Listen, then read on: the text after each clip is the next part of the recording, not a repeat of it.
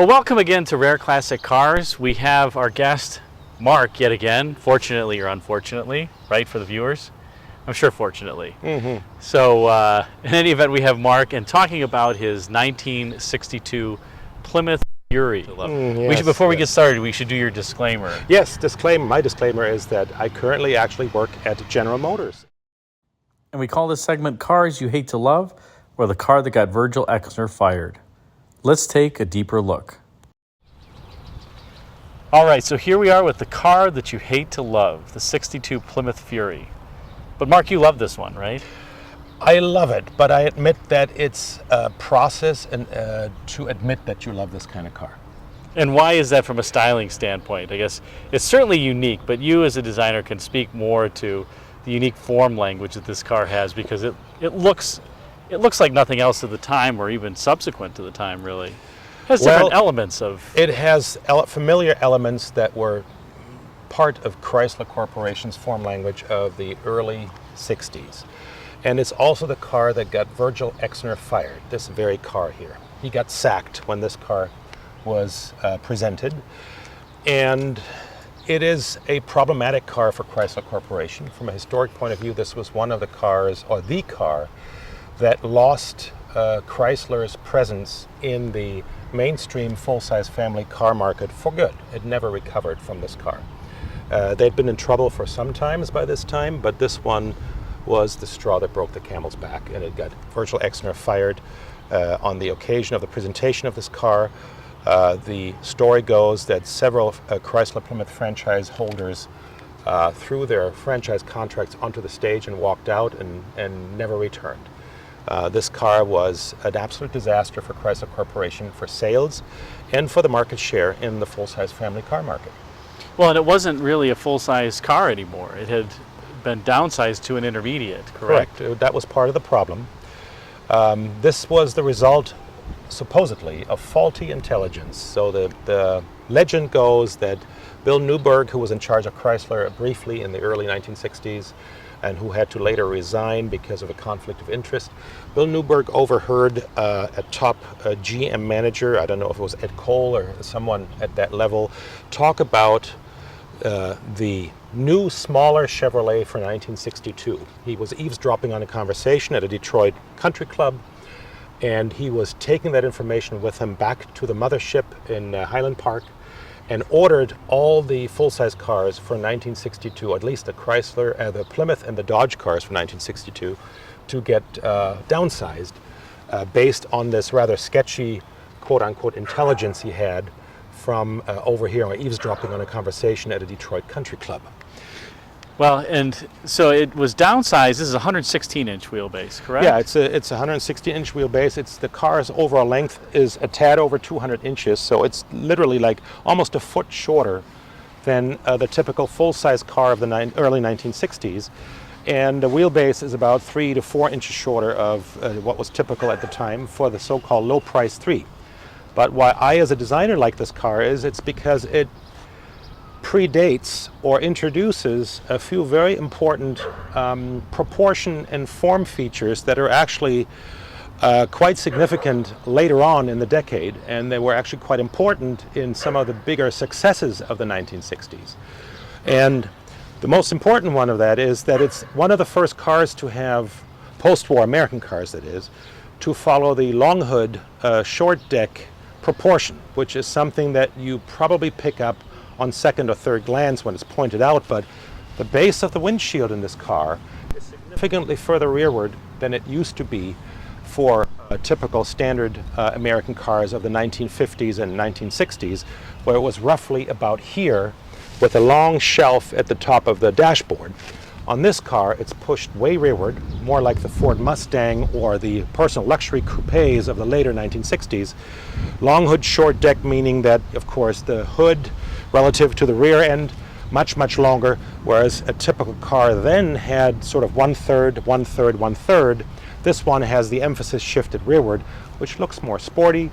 It looks more upscale, supposedly, although the styling theme of this car certainly doesn't. And it was a formula that was very successfully introduced on the Mustang and some subsequent products from all over that were very, very successful in the later part of the 1960s. It's quite, I guess, European in that sense too, and it's like you said, that touched off a lot of the personal luxury cars, the Mark IIIs, Mark IVs, Monte Carlos, later had Right. that long hood, the Grand Prix, short deck profile. Absolutely right, although we don't see any of that in this car yet. The proportions may head there.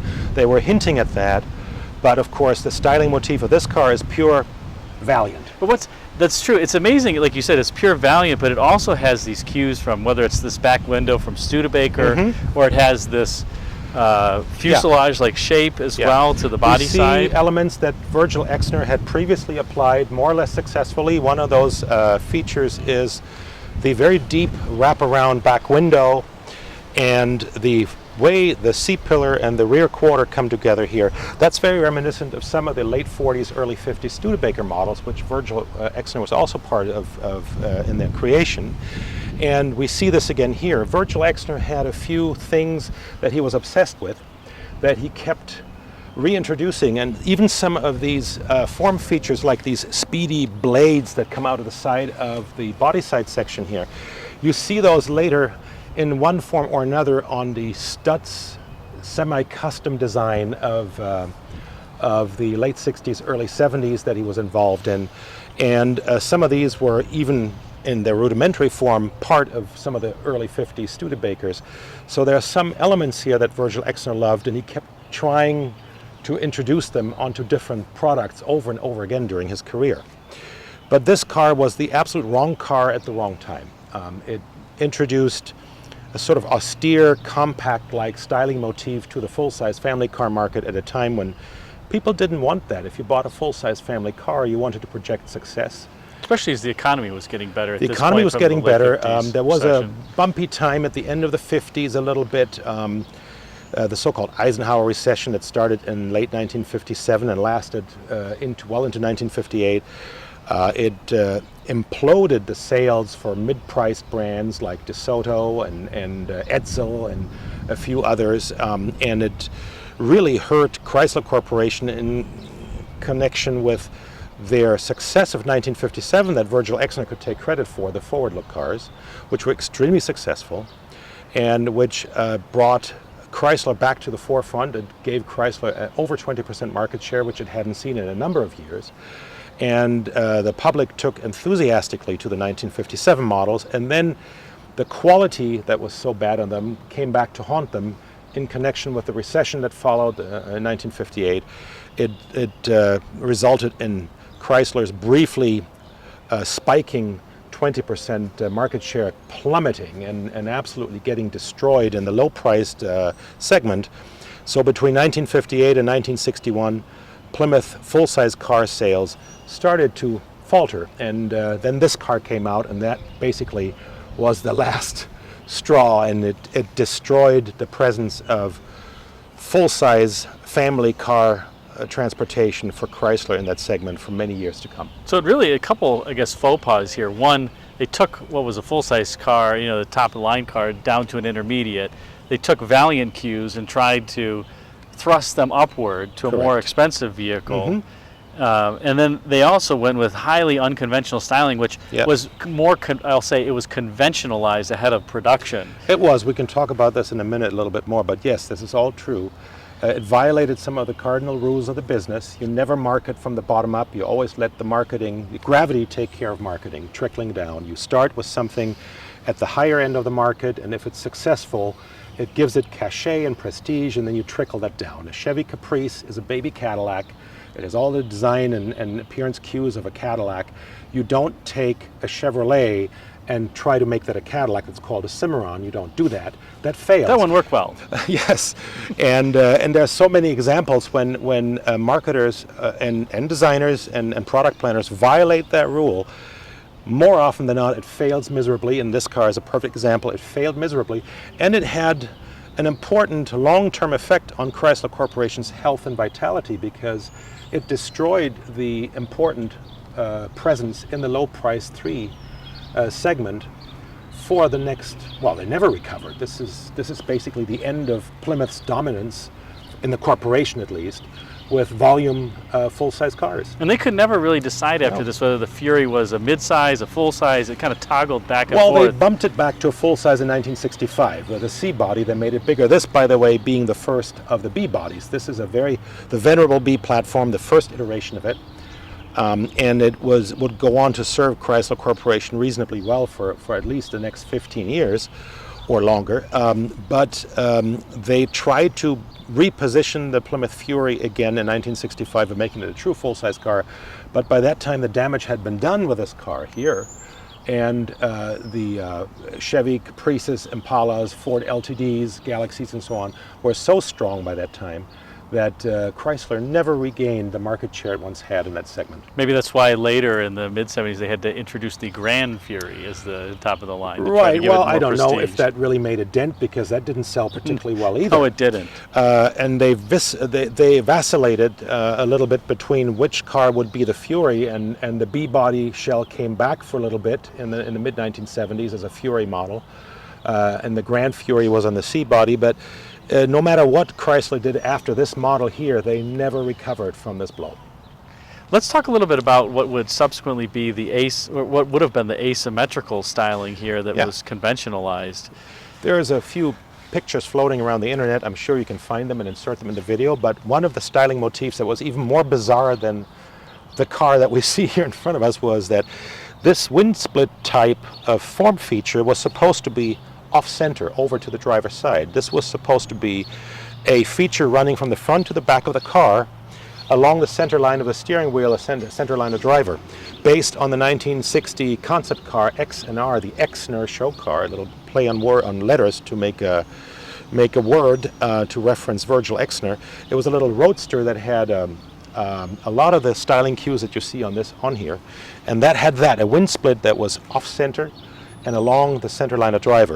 And the 1962 Plymouth was supposed to have that with one tail lamp on the left side and 3 tail lamps on the right side, like a Picasso. It was just bizarre. Same in the Absolutely front. That grotesque. wind split was Same in supposed the to be front. off-center Yes, as well. and if you go to the front, you'll see a little break in the windshield, in the backlight glass here. That's still a reference to glass that, similar to what they did at GM in the 1970s on the 1977 B-body coupes, the Caprices and Impalas. This was supposed to be a fraction or a feature in the glass. Or like even a the little crease. 67 Eldorado. Yeah. Too. 67 Eldorado, a little crease. That was one of the favorite things. Exner wanted it in the front. There's a little bit of a peak here in the molding. You can see it's a remnant of it. And then it goes into the centerline wind split feature on the hood, which again was supposed to have been off-center, and the thing that's remaining from the off-center feature or design theme, the motif, is the placement of the Plymouth badge that would have been centered under this wind split feature on the asymmetrical portion of the hood. With the Flintstones typeface. With that very funky, googie style font that I love. This car is full of early 60s, late 50s, early 60s styling and design cues that are just so charming. That's on the wheel covers as well, too, that same. On the wheel cover is one of my favorites. It looks like a flying saucer. It looks a little bit like the spaceship from Forbidden Planet.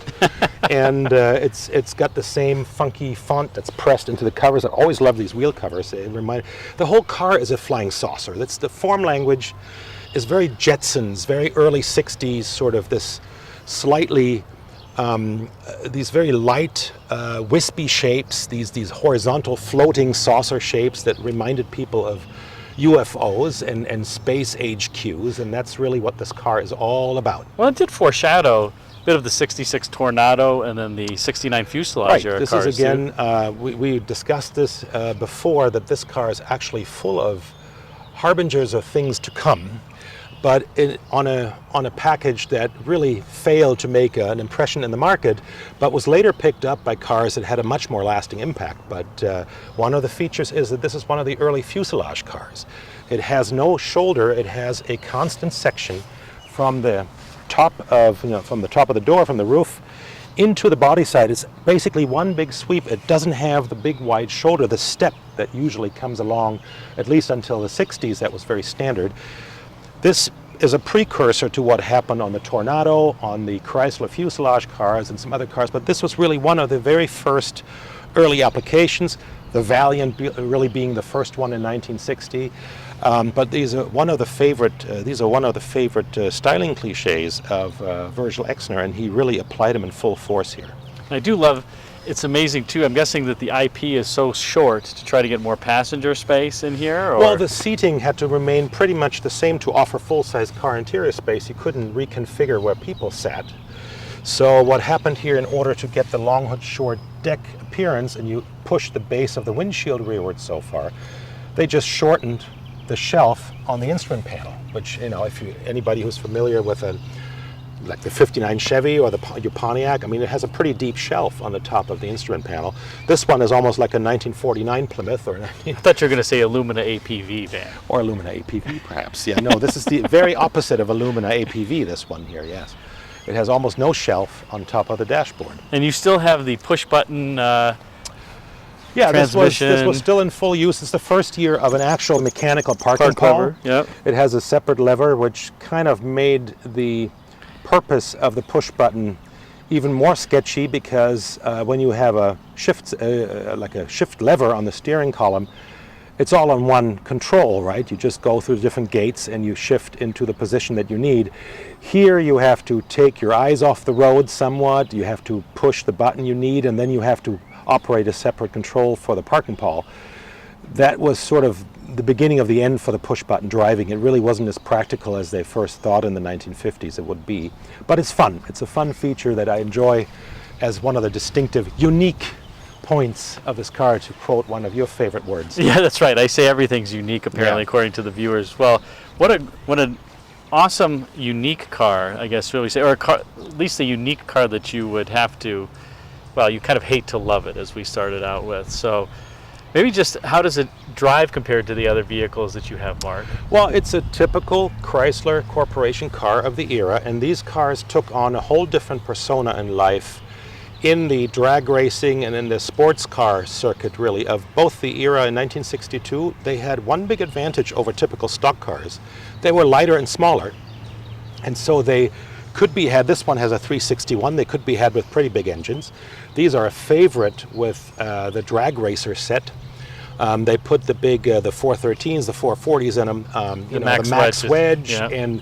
And these had a fantastic, successful life on the drag race and stock car circuit in a way, because they had all the things you need to be fast. They were light, they had powerful, good powerful engines, and they were small and light, and they had suspensions that could handle it. This torsion bar suspension, the torsion air ride in this car is typical Chrysler of the era. It's firmer than usual. It's well controlled. It's a very drivable car, even by today's standards. Well, thanks so much, Mark. I appreciate you sharing this vehicle with us and talking about the unique styling elements. Thanks again for coming on. And yes, and I know this vehicle will be very controversial with the viewers of this channel as well, because I know a lot of people today have similar feelings as the public had back in 1962. It's a butt ugly car. Well, you know, beauty is in the eye of the beholder. I happen to think it's actually to me, it's actually quite pleasant and unique looking. I like it. I like it because it's different. But I realize it is a car that it's an acquired taste. You have to learn to like it. And if you... Why would you like to learn to acquire the taste? Well, I, for one thing, like that whole genre of cars from the early 60s that was very googie and very space age. I like things that are not... If I put this next to a 1962 Ford, which is also a nice car, but that was so dead conventional and expected and so easy to like, there is no tension there. There's no controversy there. Sure. I like the fact that this one is more controversial. I like that it's something to talk about. I like that it gets a reaction out of people. Well, thanks so much, Mark. I'm sure it'll certainly get a reaction from people on the channel, and thanks for coming back on Rare Classic Cars. You're welcome. Until next time, thanks again and take care. Thanks for watching this video on Mark's 1962 Plymouth Fury. If you enjoyed it, please like, comment, and subscribe, as that helps the YouTube algorithm serve this up to more viewers like you. And until the next time, feel free to check out the video thumbnails at bottom left and bottom right for some suggestions for you to watch. And if you're not yet subscribed, click the circular icon of the 67 Buick Riviera at the top left, then hit the bell to ensure you're notified of all my videos. Lastly, if you really like the video, click the super thanks button, the heart-shaped icon with the $ sign in it at the bottom right of your viewer. Thanks again for watching, and take care.